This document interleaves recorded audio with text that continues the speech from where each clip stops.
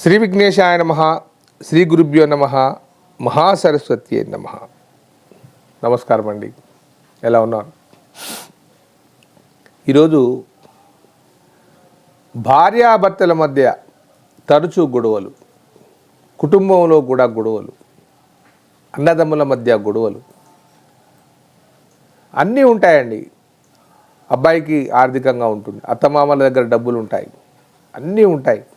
కానీ ఏదో మనస్పర్ధం, నువ్వెంత అంటే నువ్వెంత, నీ లెక్కెంత అంటే నీ లెక్కెంత. మరి ఇది వారానికి ఒకసారో నెలకొకసారో జరిగే విషయం కాదు, రోజు జరుగుతూనే ఉంటుంది. అది మరి పెద్దవాళ్ళు ఏం చేస్తారు? వాళ్ళు చూసి ఊరుకుంటారు అంతే. అన్ని వసతులు కలిగి ఉండి అన్యోన్య దాంపత్యం ఉన్నాక కూడా గొడవలు అవుతున్నాయి. ఇక కొంత ఉద్యోగస్తులు అయితే చెప్పనలివి కాదు, నువ్వెంత అంటే నేనెంత. భార్యకు భర్త, భర్తకు భార్య అనే జ్ఞానాన్ని కోల్పోతున్నారు. చిన్న చిన్న విషయాలు, ఓ తులం బంగారం, ఓ 500 చీర గురించి కూడా గొడవలే.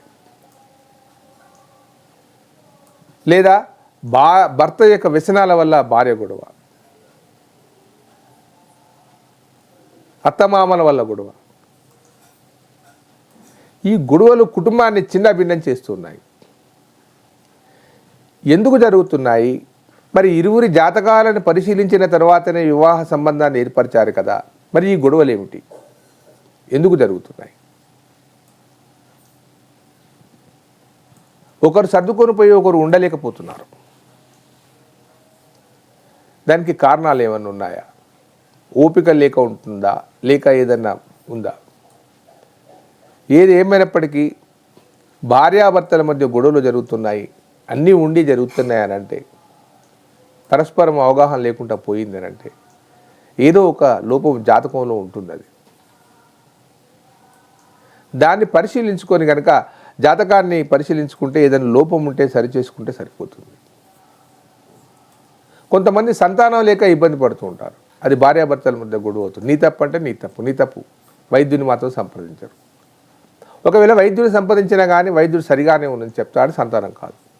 దానికి గోచారం జాతకంలో చాలా విషయాలు చెప్పారు, ఎంతోమంది పాటించారా, వాళ్ళ సంతానాన్ని పొందారు. ఒకరిది పై చేయి ఉండాలని, ఒకరి కింది చేయి కావాలని ఇరువురు అవుతుంటారు, అన్యోన్యమైన జీవితాన్ని అనుభవించలేరు. దానికి కారణాలు ఒకటి.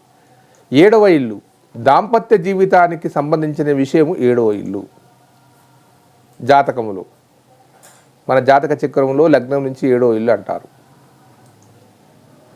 అది కమ్యూనికేషన్స్, కేవలం దాంపత్యమే కాదు. 7వ ఇల్లు సూచించేది కమ్యూనికేషన్స్, భార్యాభర్తల మధ్య మాటలు, సహకారాలు, కుటుంబంలో వ్యవహారం, అక్కడి వరకే చూపెడుతుంది ఆ 7వ ఇల్లు. కానీ దాంపత్యం అంటే పడక విషయాలు కానీ శృంగార విషయాలను కానీ 7వ ఇల్లు చూపెట్టదు, 12వ ఇల్లు చూపెడుతుంది. అది చాలామంది అడుగుతున్నారు, 7వ ఇల్లు దాంపత్యమే కానీ భౌతికమైన శారీరకమైన సంబంధాలకు సంబంధించింది 12వ ఇల్లు. అది దాని మీదనే ఆధారపడి ఉంటుంది. ఆ 12వ ఇల్లు కనుక సరిగా లేకపోయింటే భార్యాభర్తలు గొడవలు అవుతాయి. ముఖ్యంగా గొడవలు జరిగేది 12వ ఇల్లు కారణమే. ఈ 7వ ఇల్లు వల్ల భాష గట్టిగా అరవడం, గట్టిగా మాట్లాడడం, గొడవలకు కారణం కావడం, చీటికి మాటికి సూటిపోటి మాటలు అనడం, దానివల్ల భార్యాభర్తలు అన్యోన్యంగా ఉండలేరు. సరే, అది అక్కడ పోయింది.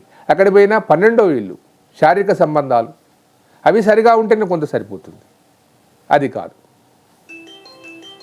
కాబట్టి నేను అనేది ఏమిటనంటే, ఈ విషయాలలో అక్కడ లోపాలు ఉన్నాయనుకోండి, మీరు ఎంత చేసినా కానీ అన్యోన్యంగా ఉండలేరు, ప్రశాంతంగా జీవించలేరు. వందల వేల జాతకాలు చూసిన తర్వాతనే చెప్తున్నాను, ఊరికే చెప్పట్లేదు. మరి అలా ఉన్నప్పుడు ఏం చేయాలి? దాని పరిష్కారం ఏమైనా ఉందా? ఉంది.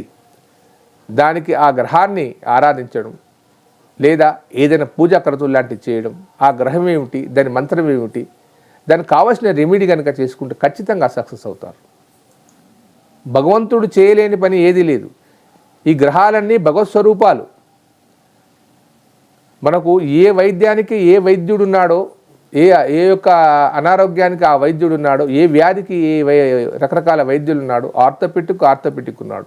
ఎముకలకు వస్తే ఆర్థోపెటిక్ వెళ్తాం. అదే గుండె నొప్పి అయితే కార్డియాలజీకి వెళ్తాం. రకరకాల వైద్యులు ఉన్నట్టుగానే, రకరకాల డిపార్ట్మెంట్స్ ఉన్నట్టుగానే ఇక్కడ కూడా 9 గ్రహాలు 9 డిపార్ట్మెంట్ లాగా ఉన్నాయి. అవే దైవ స్వరూపాలే. సుపీరియర్ ఒకరు ఉన్నారు దానికి. ఈ 9 గ్రహాలకు సుపీరియర్ను మొక్కినా సరిపోతుంది. కానీ ఏది చేయకుండా, ఏది పరిష్కారం కాకుండా గొడవలు పెట్టుకోవడమేనా? ఈ గొడవలు, భార్యాభర్తల గొడవలు తొలగాలంటే ఖచ్చితంగా మీరు బాగా ఇబ్బందులు ఉండేది ఉంటే ఆ జాతకాన్ని ఒకసారి పంపించండి నాకు. నేను చూసి దాన్ని పరిష్కారం చెప్తాను, పాటించండి. 100కి 100 పాళ్ళు సక్సెస్ అవుతారు. ఇది పోతే ఇక అన్నాదమ్ముల మధ్య 3వ స్థానం అక్కా చెల్లెళ్ళు అన్నాదమ్ముల మధ్య. వారికి వీరు విడిపోయే ఉంటారు, కానీ పచ్చగడ్డి వేస్తే బగ్గుమంటూ ఉంటుంది. బాతృస్థానం అంటారు దాన్ని. దానిలో ఏదైనా లోపాలు ఉంటే ఉమ్మడి వ్యాపారాలలో గొడవలు, ఆస్తి పంపకాలలో తగాదాలు ఎంతకు తెగేవి, కోర్టు దాకా వెళ్ళినా తెగేవి. అక్కడ లోపం ఉండేది ఉంటే జరుగుతుంది. దానికి కూడా పరిష్కార మార్గం జ్యోతిషం చెప్పింది. ఇక కుటుంబంలో గొడవలు, మన ఇంటికి వచ్చిన కోడలు కానీ, మన ఇంటికి వచ్చిన అల్లుడు కానీ, ఈ ఇద్దరి మధ్య గొడవలు అవుతున్నాయి, మన కుటుంబంలో వారి వల్ల గొడవలు అవుతున్నాయి అంటే 2వ ఇల్లు. ఆ 2వ ఇంటిని పరిశీలన కానీ చేస్తే, దానికి శాంతింపజేస్తే, దానికి పరిష్కార మార్గాన్ని ఒక మంత్రాన్ని చదువుకోవడం, ప్రతి దానికి పూజలు, పునస్కారాలు, వ్రతాలు, క్రతువులు అని చెప్పను నేను ఎప్పుడు. ఆ గ్రహారాధనకు సంబంధించిన మంత్రోచ్చరణ చేయండి, సులభంగా అయిపోతుంది. 1000 టెంకాయలు కొట్టి, లేదా ఒక 100 పూలు తెచ్చి 1000 మారడాకులు పెట్టి చేస్తే కాదు అది. దాని గ్రహాన్ని ఆరాధించే పద్ధతి ఒకటి ఉంటుంది. అది త్వరగా కావాలనుకుంటే దానికి సంబంధించిన యంత్ర ఆరాధన ఉంటుంది. ఆ యంత్రాన్ని పెట్టి ఇంత ధూపదీప నైవేద్యాలు పెట్టేసి ఆ మంత్రాన్ని చదవాలి నిరంతరం. ప్రతి దానికి మంత్రం వల్ల శక్తి వస్తుంది. కాబట్టి ఇలాంటి ఏమైనా కష్టాలు కనుక మీకు ఉంటే ఈ కింది నెంబర్కి ఫోన్ చేసి అపాయింట్మెంట్ తీసుకోండి. ఖచ్చితంగా నా సాయశక్తులా కృషి చేసి మీకు పరిష్కారం ఇస్తాను. ఉంటానండి, మీ ప్రకాష్ గురు ఆస్ట్రోనమరాయాలజీ. సర్వే జన సుఖినో భవంతు.